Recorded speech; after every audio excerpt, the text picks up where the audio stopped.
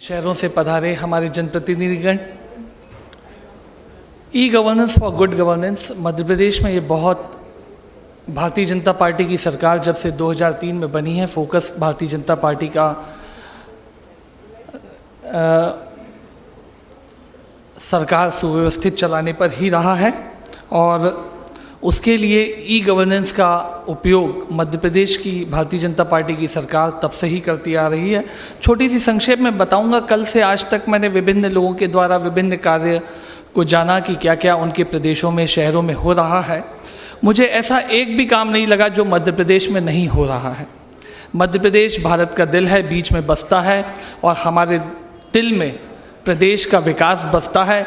हम जहां प्रदेश में रोडें बनाना चाहते हैं ताकि गाड़ी तेज दौड़े, वहीं पे हम स्वान का इसी ढंग का नेटवर्क भी खड़ा करना चाहते हैं कि हमारी गति से समाचार चले, गति से इन्फॉर्मेशन चले, गति से डाटा आए और गति से सूचना जाए।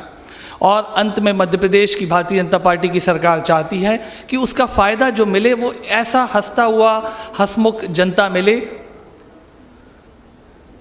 मैंने जैसा कहा कि मुझे एक भी काम ऐसा नहीं लगा जो मध्य प्रदेश की सरकार ना कर रही हो। सबसे पहले मैंने टेली समाधान के रखा है, क्योंकि अंतिम यही है कि जनता क्या चाहती है और जनता की क्या शिकायत है वो आ जाए। इसलिए ये वाली चीज़ मैंने डिटेल में आपको यहाँ बताई है स्लाइड के ऊपर। हमने मुख्यमंत्री जी खुद ही सुनवाई नहीं करते हैं ऑनलाइन, जैसा गुजरात में होता है ऑनलाइन मुख्यमंत्री जी सुनवाई। मध्य प्रदेश में हर जिला कलेक्टर, हर डिपार्टमेंटल हेड ऑनलाइन सुनवाई करता है, उसके लिए दिन मुकर्रर हैं। और ये जो ऑनलाइन वीडियो सिस्टम डेवलप कर लिया गया है, इसका हम इस्तेमाल एजुकेशन के लिए भी कर रहे हैं। इसके साथ ही मध्य प्रदेश में जो खास बातें मैं आज रखने जा रहा हूँ, बाकी अन्य योजनाएं हैं। मेरे हाथ में एक किताब है जो मध्य प्रदेश के विभिन्न प्रोजेक्ट्स को बेस्ट प्राइज मिला है। ये केवल वो हैं, नॉमिनेशंस के लिए अलग हैं। मध्य प्रदेश को यूएन में यूएनओ का लोक सेवा गारंटी अधिनियम जो मध्य प्रदेश सरकार ने बनाया और उसे जो इलेक्ट्रॉनिकली फ्लोट किया है, उसके लिए हाल में अवार्ड मिला है 1.5-2 महीने पहले। अन्य बहुत सारे तरीक़ों से हम लोग वहाँ पे लोक सेवाएं अच्छी सी दे रहे हैं। नगर निगमों की हम अभी सुबह से बात कर रहे हैं, खासकर यहाँ पे जनप्रतिनिधि बैठे भी हैं स्थानीय शासन के। नगर निगम में जीआईएस सिस्टम है, जीपीएस हम अप्लाई कर रहे हैं। माननीय गडकरी जी ने कहा था नगर निगम में नक्शा पास करना बड़ा मुश्किल होता है। ये भी काम ऑन ईमेल सर्विस चालू कर दिया गया है। जीआईएस का काम है तो इससे हम हमारे वनों की रक्षा कर रहे हैं, इलीगल माइनिंग को रोकने का प्रयास कर रहे हैं। आजकल माइनिंग में मध्य प्रदेश में ऐसा नहीं होता कि किसने कितनी खदान खोदी है उसे ट्रक की रॉयल्टी से देखा जाए। 1 अप्रैल को सर्वे करके उसकी खदान के बेंचमार्क्स लगाए जाते हैं और अगली 30 मार्च को फिर देखा जाता है कि गड्ढा कितना बड़ा हुआ, उस हिसाब से रॉयल्टी ली जा रही है। तो this is due to GIS practices etcetera. We are managing forest by GIS. अब तो रेवेन्यू में भी बहुत कमाल हुआ है मध्य प्रदेश में। हम लोगों ने पहले खसरा केवल नकल कंप्यूटर के द्वारा दी जाती थी, लेकिन आजकल नक्शे भी किसानों के खेत के उसी के द्वारा दिए जा रहे हैं। So there is a digitalization of land record maps. इससे क्या फ़ायदा हुआ है कि रेवेन्यू में कोर्ट्स में जितने भी झगड़े जाते हैं उनमें बहुत कमी आई है। And this is good governance because law and order should be there. Madam ने अभी हाल में ही कहा छत्तीसगढ़ में ई उपार्जन, फार्म उपार्जन, मध्य प्रदेश ने इससे बहुत कुछ ग्रहण किया है। मध्य प्रदेश ने हाल में पिछली रवि की क्रॉप में जो गेहूं मध्य प्रदेश की मेन फसल है उसका ई उपार्जन किया। इस प्रोजेक्ट को मैंने थोड़ा सा लिया है, खास तौर पे दिखाना चाहता हूं आपको। 65 लाख मेट्रिक टन गेहूं मध्य प्रदेश के सरकार के द्वारा खरीदा गया, जिसमें लगभग 8,420 करोड़ रुपए ग्रामीण क्षेत्र में पैदावार के रूप में मिले। ये ई उपार्जन इसलिए मध्य प्रदेश के लिए मुश्किल था कि केंद्र सरकार देती है 1185 रुपये का भाव गेहूं का प्रति क्विंटल का, मध्य प्रदेश सरकार 1285 रुपये गेहूं का भाव देती थी। मध्य प्रदेश से लगे हुए 6-7 प्रदेश हैं जहाँ पे गेहूँ पैदा होता है। होता ये था पहले कि हम अगर 100 रुपये बोनस गेहूँ पे देते थे तो हमारे यहाँ का किसान बेच पाए या न बेच पाए, पड़ोस का किसान, पड़ोसी प्रदेश का किसान आके जरूर 100 रुपये ज़्यादा की लालच में हमारे यहाँ गेहूँ बेच जाता था और मध्य प्रदेश के 100 रुपये बाहर चले जाते थे बोनस के। इसको रोकने के लिए ई उपार्जन का सिस्टम बनाया गया। लगभग 3500 इनिशियल हैंड्स में ट्रेनिंग वगैरह हुई, ये छोटी सी चीज़ हो गई। लेकिन इसके द्वारा हमने आईटी को जो भरपूर वहाँ इस्तेमाल किया, उसका ये फ़ायदा हुआ है दोस्तों कि मध्य प्रदेश के गांव में आज आईटी एक कॉमन चीज़ हो गई है।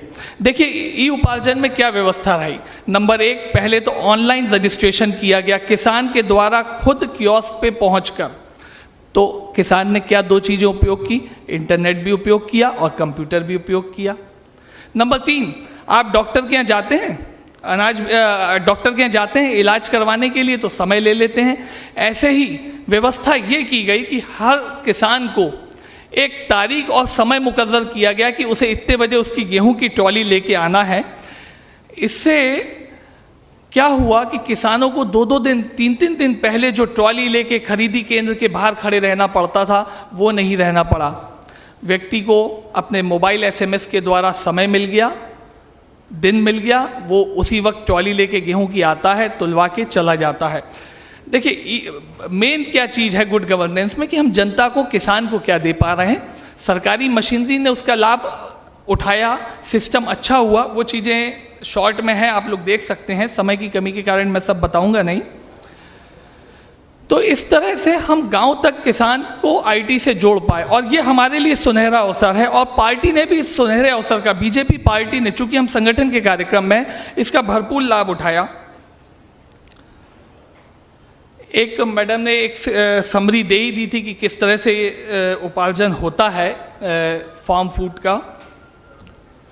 इसमें हमने व्यवस्था ये रखी कि जहाँ पे नेटवर्क नहीं था, उपलब्ध था, हमने एक इंटीग्रेटेड सिस्टम बनाया जिसमें मैनुअल भी था और इलेक्ट्रॉनिक वेज भी इस्तेमाल किए गए। जिन सेंटर्स पे, जो गांव बहुत इंटीरियर में है, जहाँ पे बिजली की समस्या है, नेटवर्क की समस्या है, वहाँ पे हमने इन चीज़ों को मैनुअल प्लान आउट किया है मध्य प्रदेश की सरकार ने। और वहाँ पे साइकिल से, बाइक से, स्कूटर से, सब तरह से सूचनाएँ इस जगह से उस जगह तक भेजने का भी प्रयास किया गया। देखिए अब इससे फ़ायदा क्या हुआ। 5 महीने के समय में 15 लाख किसानों ने ऑनलाइन रजिस्ट्रेशन कराया, कंप्यूटर का इस्तेमाल किया, इंटरनेट का इस्तेमाल किया। तीसरा SMS रिसीव किया, जो कई बार मुश्किल लगता है कई लोगों को। चौथी चीज़ और अच्छी हुई कि मध्य प्रदेश में जब गेहूं खरीदी के दौरान बोरा जिसे बोलते हैं, बारदाना बोलते हैं, जिसमें गेहूं रखा जाता है, उसकी दिक्कत जब आई, केंद्र सरकार का कुछ सहयोग नहीं मिल पा रहा था और किसानों में एक अस्थिरता आने लगी। कांग्रेस ने भी प्रयास किया कि इन्हें अस्थिर किया जाए। तब हमारे मुख्यमंत्री जी का संदेश किसान के कान में पहुंचा, भाइयों बहनों आप घबराइए नहीं, आपके गेहूं का एक एक दाना मध्य प्रदेश सरकार खरीदेगी। तो वॉइस मैसेज के द्वारा भी हमारे आम किसान रूबरू हुए। और दोस्तों संगठन में भी इसका भरपूर हमने उपयोग किया। बहुत बड़े बड़े 2-3 किसानों के सम्मेलन की हम संगठन की बैठक में है, कार्यक्रम में है, सम्मेलन में है। हमें इन बातों पर भी विचार करना चाहिए कि हम आईटी का उपयोग समाज में करें, समाज के लाभ के लिए करें, गुड गवर्नेंस के लिए करें, वहीं संगठन को भी उससे मजबूती मिले। और हमारा इनाम UNO का दिया हुआ वो लोक सेवा गारंटी अधिनियम का इनाम नहीं है। हमारा इनाम होगा 2013 में हम मध्य प्रदेश में सरकार बना पाएँ और 2014 में संसद में मध्य प्रदेश से सबसे ज़्यादा हम भारतीय जनता पार्टी के सांसद भेज सकें। हमने अटल किसान महापंचायत जुलाई 15 को की। जुलाई महीना जो किसानों के लिए मानसून का सीज़न होता है, किसान अपने खेत में होता है, तब भोपाल शहर में पूरे मध्य प्रदेश के 5 लाख किसान जुटे। ये वो भरोसा था जो सरकार के एक अच्छे काम ने किसान में पैदा किया और संगठन ने उसका भरपूर उपयोग किया। आज मध्य प्रदेश में हम आईटी को बिल्कुल, अभी एक सज्जन से बात हो रही थी कि मध्य प्रदेश में क्वालिटी काम नहीं होता, हम करना भी शायद बहुत हद तक नहीं चाहते। We want not super specialist to be in IT, first we want IT to be in masses. हम उसका ज़मीन पे उपयोग करना चाहते हैं, खेत में उपयोग करना चाहते हैं। उसका ही फल है कि आज मध्य प्रदेश की सबसे ज़्यादा एग्रीकल्चर ग्रोथ रेट है, वो भी डबल डिजिट में 18%, जबकि एवरेज हिंदुस्तान में केवल 8% 7% है। देखिए, पूर्व में आईटी बड़ी सी हाईटेक मानी जाती थी, हमने इसे नीचे के लेवल पे लाया है, हम नीचे तक पेनिट्रेट करके गए हैं, हमने इसे वास्तव में मध्य प्रदेश में अंत्योदय का पर्याय बनाने का प्रयास किया है। ये चित्रों से आपको दिखेगा कि पूर्व का कैसा भान था और आज आईटी का कैसा इस्तेमाल हो रहा है। एक ये अंत्योदय पिरामिड के माध्यम से मैं एक जो प्रबंधन की शैली में लोग समझना चाहते हैं वो बताने का प्रयास करता हूं कि किस तरह से नीचे के लेवल तक आईटी का पेनिट्रेशन हुआ है। एक छोटी सी झड़ी नीचे की बाकी है, जिसे भी हम जरूर भेज देंगे।